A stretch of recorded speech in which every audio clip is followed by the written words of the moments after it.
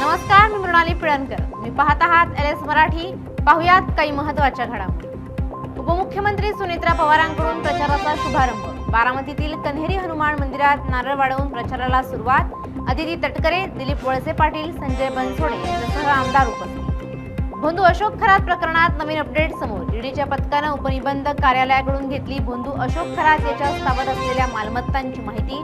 लवकरच खरातची मालमत्ता जप्त होण्याची शक्यता. महिला लैंगिक अत्याचार आणि धर्मांतर प्रकरणानंतर नाशिकची कंपनी बंद होणार असल्याची माहिती. कंपनीतील कामगारांना मुंबईसह पुण्यातील इतर प्रकल्पात सामावून घेतलं जाणार. हडपसर येथील रेस्क्यू फाउंडेशन मधून 13 बांगलादेशी मुलींचं पलायन. सुरक्षेचा प्रश्न ऐरणीवर.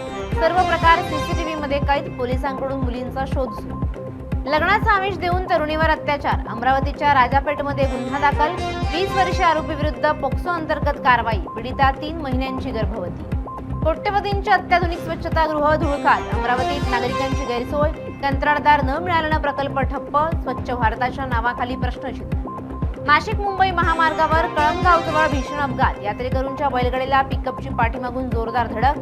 एका महिलेचा मृत्यू तर 2 जण जखमी. 2 बैलांचाही मृत्यू. मुंबई नाशिक महामार्गावर जुन्या कसारा घाटातील टोप बारजवळ कंटेनरला अपघात. चॉकलेट ऑइल घेऊन जाणारा कंटेनर महामार्गावर पलटी. अपघातात 2 जण जखमी.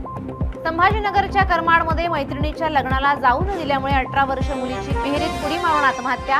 कोणालाही घटनेची माहिती न देता वडिलांनी मुलीचे अंत्यसंस्कार उरकून घेतले. सांगलीच्या ओझरडे येथे सुमारे 4 एकर क्षेत्रावरील आंब्याची बाग आगीत जळून खाक. शेतकऱ्याचं 30 ते 35 लाखांचं नुकसान. या होत्या आताच्या घडीच्या काही महत्त्वाच्या बातम्या.